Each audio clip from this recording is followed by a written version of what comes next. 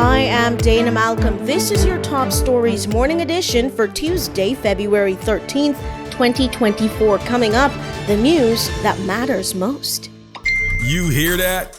That's unlimited WhatsApp and Facebook with Flo's new unlimited prepaid plans. Flo is giving you exclusive data to post, like, and share all you want on Facebook and talk. Message or video call all your faves on WhatsApp. Have endless fun when you activate Flo's hot new 30-day plan for just $40 a month and unlock unlimited social media messaging, unlimited Facebook, unlimited WhatsApp, unlimited possibilities. Dial star 129# to activate today. Conditions apply. Even as UK cop Chris Eyre takes up his role as interim acting commissioner, some residents are not happy that a Turks and Caicos Islander has yet again been passed over for the job. One in particular rejected the notion that the police didn't have a single suitable leader that could keep the country in check until May, when Commissioner-designate Edwin Martin arrives. What we need to bring in this man for, we got people, ain't nobody qualified to hold that position. This woman bring it in to put coming off $1,000 in this man's pocket. Daniel Briscoe speaking to Magnetic Media there. Eyre was poised to take up his appointment yesterday, February 12th. A Federal Aviation Administration FAA outage in the U.S. Sunday morning slowed traffic at the Providenciales or Howard Hamilton International Airport, forcing delays locally. The Turks and Caicos Islands Airports Authority informed the frequency outage, which occurred over the TCI, affected the Miami Air Traffic Control Center. It caused delays for several international flights. When we checked the Miami Airport status information on Monday morning, no destination-specific delays were still being reported. Recorded COVID-19 cases in the Turks and Caicos have gone back to zero after a 2-week spike that saw Grand Turk bearing the brunt of cases. An increase in symptomatic cases, especially in the capital, had been noted in recent weeks, but the latest update for the week of January 28th to February 3rd shows a dashboard clear of cases across the country. Residents are still asked to observe their protocols, including hand washing. Magnetic Media is your news leader. Everyone can now pay online with the National Health Insurance Board. Employers, self-employed, students, voluntary contributors, or even pensioners making contributions for their dependents. Simply visit nhip.tc, register for the e-services, submit your calculator, and pay directly through our e-services portal.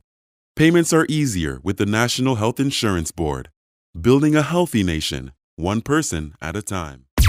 Recent lines at the DMV are being fueled by tourist requests, according to the latest communication from the Department of Motor Vehicles acknowledging the long wait. The influx is described as unexpected, but the DMV says it is now actively streamlining its processes to serve both locals and visitors better. The Turks and Caicos Islands prosecution will pursue an ammunition case against 72-year-old tourist Michael Lee Evans in March of this year. The March 22 date was set on Friday when the accused appeared via video link before the TCI courts. Reportedly of ill health, Lee Evans returned home to the U.S. in December, having been granted bail after being arrested for the discovery of 7 rounds of ammunition in his possession as he attempted to leave the Turks and Caicos. The accused bail was extended to his next court date, for which he will have to travel back to the country. He is represented by Oliver Smith KC, while Tasja Mitchell argued for the prosecution. The power of attraction. Magnetic Media. Century 21 Aristar Properties is your best resource for buying or selling any real estate in the Turks and Caicos Islands, whether it's a condo, house, villa, commercial property, or vacant land. Century 21 TCI can assist you with your real estate needs. No matter the sign, keep Century 21 Aristar Properties in mind. Call 649-941-7368 or email your friends at century21tci.com.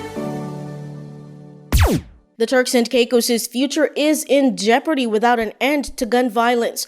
That's the sentiment from one parent who spoke to the news team after the death of his son. He said, quote, "Back in the days, it used to be a little fist fight, but now these boys are using guns. These children need to come together. Somebody needs to get them together and make peace, or we won't have any young folks here. End quote. The message from the parent was one of forgiveness rather than vengeance.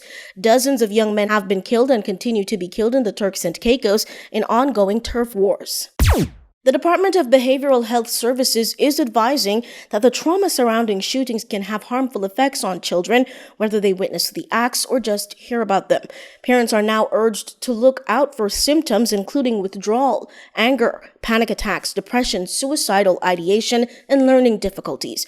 The advice follows a February 8th shooting that occurred in full view of school children. Later, tips to help children cope. For weather in the Turks and Caicos Islands today, that small craft advisory has now officially been lifted. And for today, it'll be 81 degrees Fahrenheit at the warmest, as well as partly sunny. For tonight, 73 degrees at the coolest, and fair and mild. That is it for this edition of the news. Thank you so much for joining us.